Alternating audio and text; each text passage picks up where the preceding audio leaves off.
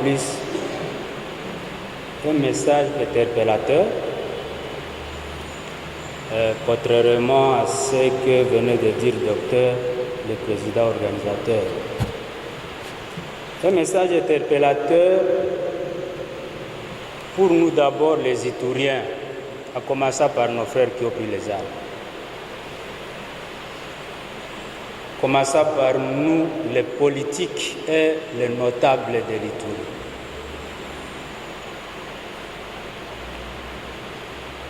Mon message sera un message interpellateur, un message de réflexion pour vous qui êtes ici, qui voulez nécessairement s'engager pour accompagner l'Itourie. Honorables députés nationaux et sénateurs, Excellences, Messieurs, Mesdames membres du gouvernement, Excellence, Sa Grâce l'Archevêque et Président de la CENCO, Révérends membres du clergé, distingués invités à vos qualités et titres respectifs, chers frères et sœurs itouriens,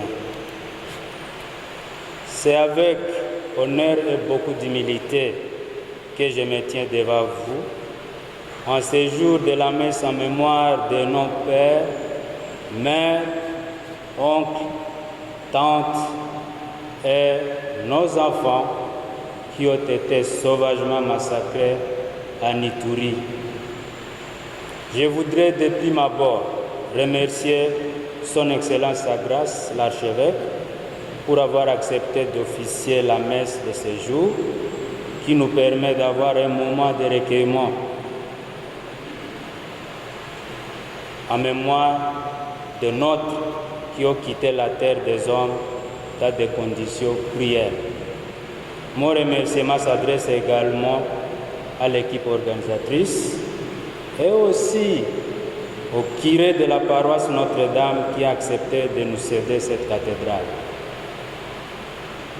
J'adresserai mon message à travers quelques questions que chacun d'entre nous tentera d'y répondre à l'instant même. Des questions qui seront pour nous des sujets de méditation en sortant de cette cathédrale et nous devons interroger ceux qui ne sont pas avec nous ici. Pourquoi sommes-nous ici? Parce que des Itouriens ont été sauvagement massacrés. Qui les a massacrés? Leurs propres frères Itouriens. Pourquoi ont-ils été massacrés? Personnellement, je n'ai pas de réponse à cette question, car j'estime qu'il n'y a aucune raison qui puisse pousser un individu à tuer sauvagement son propre frère. Il est aussi important que nous puissions avoir un dialogue intercommunautaire sincère, sans hypocrisie. Je sais que certains diront qu'il y a eu plusieurs dialogues. Bien sûr que oui, sauf que ces dialogues n'ont jamais été nécessaires. Nous devons nous asseoir et dialoguer sans hypocrisie une fois de plus.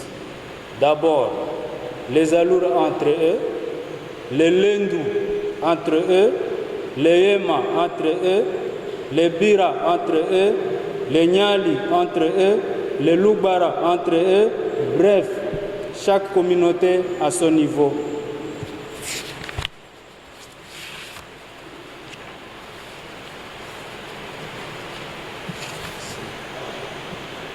Ensuite, nous rassembler tous en tant qu'Itouriens pour mettre fin aux tueries qui freinent le développement de notre chère province.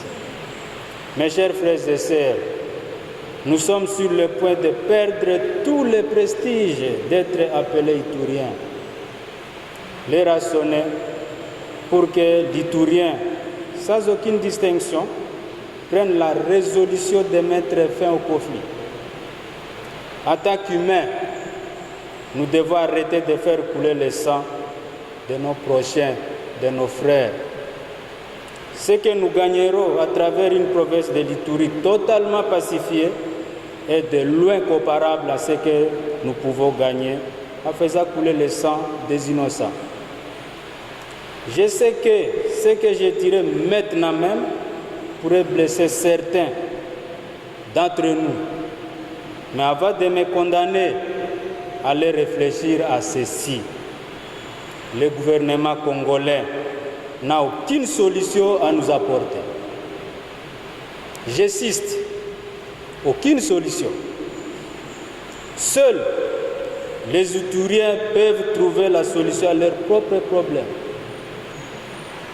En effet, que vaudrait l'état de siège en Ituri si l'Iturien refuse de tuer son propre frère Iturien? Chers frères et sœurs, l'Ituri est pris en otage par ses propres fils. Disons non aux manipulations et arrêtons les violences en atterrant les armes de guerre. Chers politiciens ituriens, chers notables ituriens, arrêtons de manipuler nos frères pour qu'ils se soulèvent l'un contre l'autre. Je ne voudrais monopoliser la parole. J'invite le gouvernement congolais, dont je fais partie d'ailleurs, à prendre les mesures idoines pour accompagner les Ituriens à trouver une solution au problème qui les tourmente. En tant que notable de l'Ituri, j'invite le chef de l'État, son Excellence Félix Antoine Tshisekedi Tshilombo, qui a toujours été préoccupé par la situation à l'Est, à privilégier une solution aniturienne en instituant autour de lui un cadre d'échange franc permanent composé de dignes fils de l'Ituri épris de patriotisme et sans hypocrisie.